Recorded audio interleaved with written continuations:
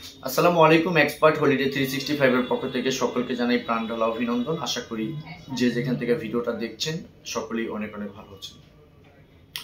আজকে আলোচনার বিষয়টা হচ্ছে খুবই ইম্পর্টেন্ট একটা বিষয়, সেটা হচ্ছে যে কানাডার ইনভাইটেশন অরিজিনাল কিনা আপনি এটা কিভাবে যাচাই করবেন, এরকম একটা প্রশ্ন অনেকেই অলরেডি আমাকে করেছেন।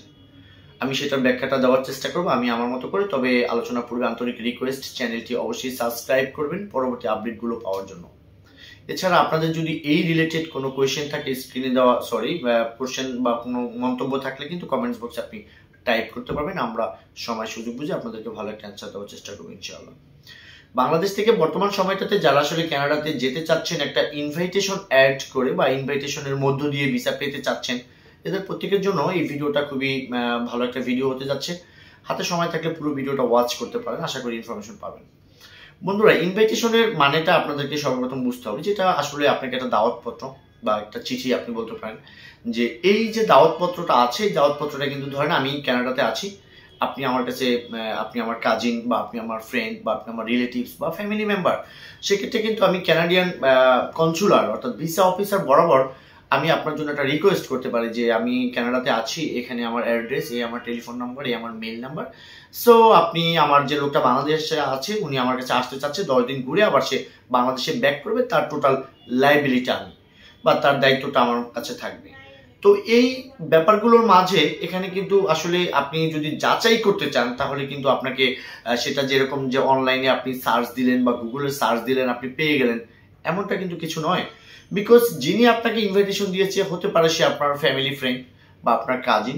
এখন সে চিঠি লিখেছে ভিসা অফিসারের কাছে, এটা না ভিসা অফিসার যখন ভিসা অফিসারের কাজ পর্যন্ত যখন এটা পৌঁছবে তখন কিন্তু ওই ভিসা অফিসার যে মেইল আছে বা যে ফোন নাম্বার আছে তার কাছে কিন্তু যোগাযোগ যদি করতে পারবে। সে যদি তখন কোনো ফিডব্যাক না পায় তাহলে ধরে নিতে পারবেন যে আপনি ইনভাইটেশনটা আসলে তার অনুমতি ক্রমে ছিল না।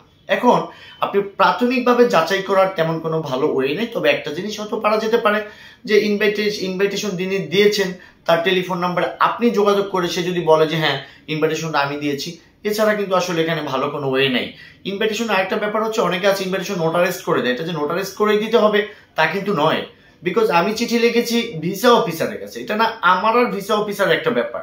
ভিসা অফিসারই তো বুঝবে যে এটা কতটা রাইট অর রং, তারপরে কিন্তু তার একটা ডিসিশন দিবে। ফেক হলে কিন্তু বর্তমানে ব্যানও করে দিচ্ছে অনেকে। তো যাই হোক বন্ধুরা, আপনাদের অ্যান্সার যেটা ছিল যে ইনভাইটেশন যাচাই করার কোনো ওয়ে আছে কিন্তু নো, আপনি গুগল ওয়েবসাইট এটা সেটাতে গিয়ে আপনি এটা যাচাই করতে পারবেন না, এটা সেখানে কোনো ইনফরমেশন বা তথ্য থাকবে না। এটা হচ্ছে যে একমাত্র যিনি ইনভাইটেশনটা দিচ্ছে সেই জানছে যে আমি ইনভাইটেশনটা পে করছি। আর যদি আপনার কোনো এজেন্ট বা কোনো ট্রাভেল আপনাকে করে দেয় সেক্ষেত্রে আপনি তাদের সাথে বোঝাপড়া করতে পারেন যে আসলে এটা কতটুকুন, এটার বিনিময়ে যদি কোনো খারাপ রেজাল্ট আসে তখন সেটা লাইবিলিটি আমি, এইটা আপনি মানতে পারেন। কিন্তু সরাসরি এটা আপনি যাচাই করতে পারবেন না যে ইনভাইটেশন দিচ্ছে তার ফোন অথবা মেল নাম্বার ছাড়া বা তার সাথে কানেক্ট হওয়ার ছাড়া। তো যাই হোক বন্ধুরা, আশা করি আপনারা পরিপূর্ণভাবে বুঝতে পেরেছেন যে ইনভাইটেশনের আসলে যাচাই করার এরকম ভালো কোনো নিয়ম নেই। আর একটা কথা বলছি যে শুধু ইনভাইটেশন হলে যে আপনি কানাডার ভিসা পেয়ে যাচ্ছেন তা কিন্তু নয়। ইনভাইটেশনের পাশাপাশি আপনি বাংলাদেশের যে সমস্ত ডকুমেন্টগুলো আপ টু ডেট থাকলে দেন কিন্তু আপনি ভিসা পেতে পারেন। সকলে ভালো থাকবেন, আল্লাহ হাফেজ।